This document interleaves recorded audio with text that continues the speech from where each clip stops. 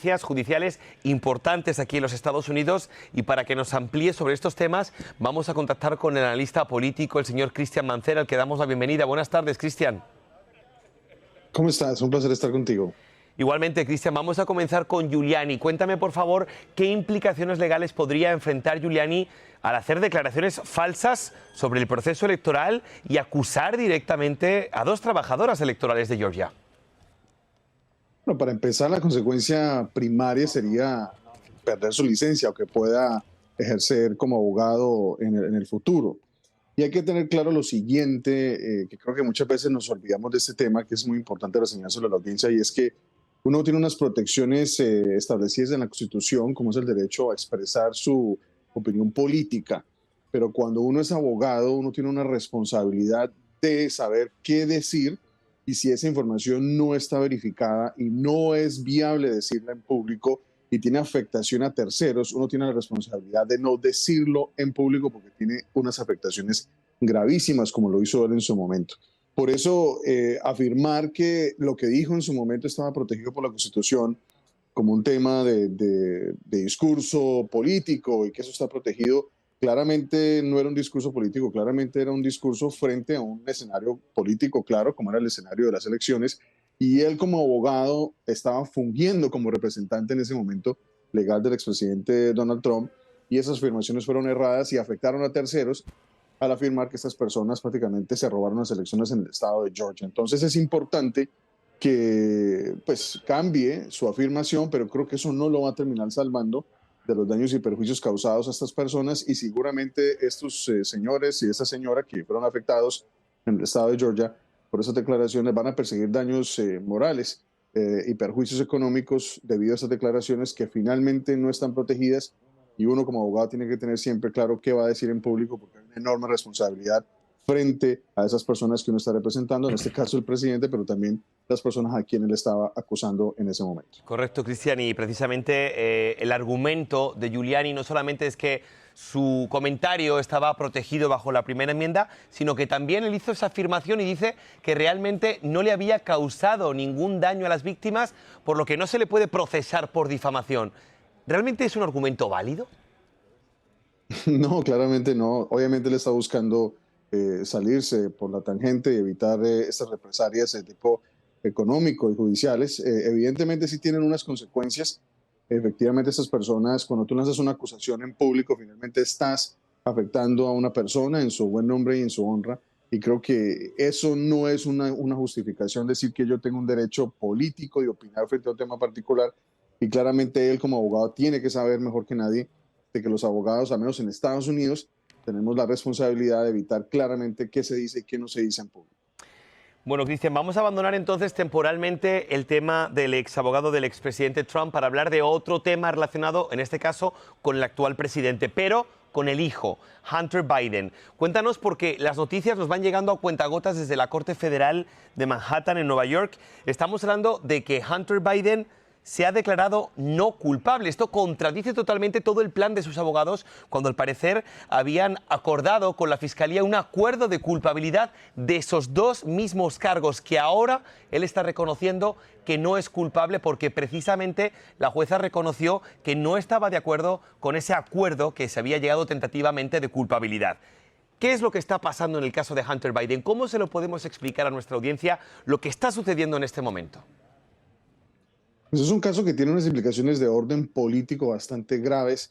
El hecho de que el hijo del presidente actual esté sometido a estas investigaciones, no solamente por sus manejos y participación en empresas que tienen que ver con la exploración de energías fósiles en Ucrania, y todo lo que ha generado esto en el ambiente político estadounidense tiene un impacto importante. Entonces, pero lo que yo veo desde afuera y no conociendo el proceso de cerca es que hay demasiado desorden en la estrategia que tiene el hijo del presidente. Finalmente, el prestigio o el desprestigio, mejor, que ha generado estas acusaciones con el presidente Joe Biden ha sido, o sea, creo que nefasto para la imagen del presidente actualmente. Entonces pienso que llegar a un preacuerdo, posteriormente cambiar la versión, ahora declararse no culpable, finalmente envía el mensaje de que no hay confianza en el sistema judicial de los Estados Unidos, y mucha gente está pensando de que esto es un acuerdo para finalmente terminar beneficiando al hijo del presidente. Sea cierto o no, la ciudadanía está bastante incómoda con lo que está pasando, con lo que se ha visto en los últimos meses sobre Hunter Biden, y creo que finalmente es una sombra negativa en la administración actual del presidente Joe Biden, y creo que tienen que entrar a solucionar con la oficina de bomberos, literal, este juego que se está armando con Hunter, porque finalmente va a terminar afectando gravemente cualquier aspiración política que tenga el presidente Correcto. Joe Biden, y retractarse frente a una acusación y después salir a decir que no eres culpable cuando los argumentos están ahí demostrando que Claro. efectivamente se cometieron unos errores, finalmente envía el mensaje equivocado. No, y principalmente cuando ya se había llegado a un acuerdo tentativo de culpabilidad, que es precisamente la jueza la que lo desestima. A mí me gustaría preguntarte, Cristian, porque eso también creo que es grave, sobre todo en la importancia de la separación del sistema político y del sistema judicial en los Estados Unidos, que creo que es algo fundamental. Cuando eso falla, ya entonces falla todo lo demás. Me gustaría preguntarte porque, curiosamente, la jueza que ha dicho que ese acuerdo de culpabilidad entre la defensa de Hunter Biden y la Fiscalía no carecía de pruebas suficientes, o ha pedido, mejor dicho, más explicaciones, casualmente fue una jueza que fue nombrada por el expresidente Donald Trump. Entonces, ¿cómo lo estás viendo tú todo esto y todo este juego político que tiene, por supuesto, muchísima tendencia política, tanto del lado republicano como del lado demócrata, ¿no? Porque entran muchos factores en el juego. ¿Qué piensas tú? Pero mira, aquí perdemos de vista algo importante, y es que obviamente el análisis político nos lleva a pensar de que por qué se cambia el acuerdo tentativo, pero de pronto la jueza en su investidura terminó analizando el acuerdo al cual se estaba llegando y efectivamente vio que no había suficientes elementos probatorios, o que era finalmente un escenario que posteriormente se iba a caer, un acuerdo que no tenía suficiente peso para terminar beneficiando, en este caso al acusado, y finalmente terminando a la ciudadanía que está representada por la Fiscalía. Entonces hay que mirarlo desde ese punto de vista jurídico, que la jueza de pronto no tuvo ninguna intención de tipo político, y finalmente lo que hubo en el proceso es que no había el suficiente mérito para que ese acuerdo tuviera la sustancia necesaria para que aguante el peso, para que llegue a feliz término. Entonces ese sería mi análisis desde el punto de vista jurídico, que es lo que probablemente terminó sucediendo. Pero un análisis político de fondo, sin duda, es que hay que llegar al fondo de las investigaciones. ¿Qué ha pasado con Hunter?